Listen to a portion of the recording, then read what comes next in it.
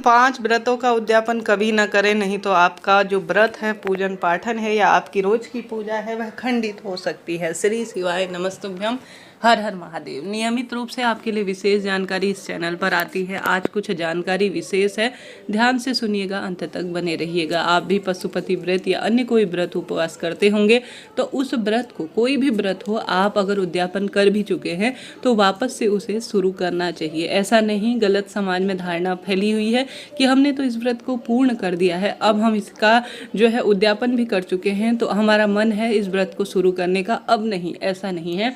व्रत को वापस शुरू किया जा सकता है, तो थोड़ा इंतजार करने के बाद आप नए व्रत को शुरू कर सकते हैं। उसी व्रत को कहने का अर्थ है उद्यापन को। व्रत को पूर्ण करने की प्रक्रिया कहा जाता है। जब आप किसी व्रत का उद्यापन करते हैं तो वह कार्य पूर्ण माना जाता है और उसका फल निश्चित रूप ना किसी किसी स्वरूप में आपको मिलता ही है। ऐसे में किसी व्रत को पूर्ण करने के लिए उसके नियम, भले ही वह भोजन संबंधी हो, पूजन संबंधी हो या किसी भी दिन में आप जो चीज करते हैं उस संबंधी नियमों का पालन करेंगे, तभी आपका व्रत उपवास सफल होगा। जीवन में हार रहे हैं, दुख पा रहे हैं तो पूर्ण विश्वास से, आजकल तो व्रत का संबंध वैज्ञानिक तौर पर, साइंस के तौर पर हमारे स्वास्थ्य से भी जुड़ गया है। यह भगवान और भक्त को आपस में जोड़ता है। यह एक साधना है जो कि सर्वश्रेष्ठ स्वरूप में हमें परिणाम देती है। तो कुछ व्रत ऐसे हैं जिनका उद्यापन आपको नहीं करना चाहिए। तो वह व्रत कौन कौन से हैं, ध्यान से सुने। यह जो व्रत है, यह व्रत भी है और साथ ही उद्यापन स्वरूप में हमारे आसपास जो है, कहने का अर्थ है इन्हें उत्सव स्वरूप में भी लिया जाता है और व्रत स्वरूप में भी लिया जाता है। तो इनका आपको उद्यापन करने से बचना चाहिए। एक तो है नवरात्रि का व्रत। जो यह नवरात्रि का व्रत है, यह माँ के उत्सव स्वरूप में होता है और इन्हें हम व्रत स्वरूप में भी लेते हैं, साधना के तौर पर भी लेते हैं।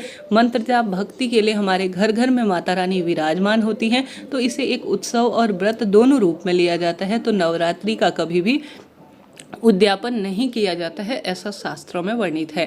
साथ ही शिवरात्रि का जो व्रत है, राम नवमी का जो व्रत है, इनका उद्यापन नहीं किया जाता है। दुर्गा अष्टमी और कृष्ण जन्माष्टमी, यह व्रत जो है जन्म से जुड़े हुए हैं, साधना से जुड़े हुए हैं, उत्सव से जुड़े हुए व्रत हैं, इनका भी उद्यापन नहीं करना चाहिए। करवा चौथ का व्रत और कुछ अन्य व्रत भी, जैसे दशा माता का व्रत का उद्यापन भी नहीं किया जाता है। इसे जीवन पर्यंत करने जो है करते रहने का प्रावधान है। जब तक आप सौभाग्यवती हैं तब सौभाग्य के लिए करें, फिर अपने बच्चों की लंबी आयु के लिए आप करवा चौथ का व्रत जीवन पर्यंत करें।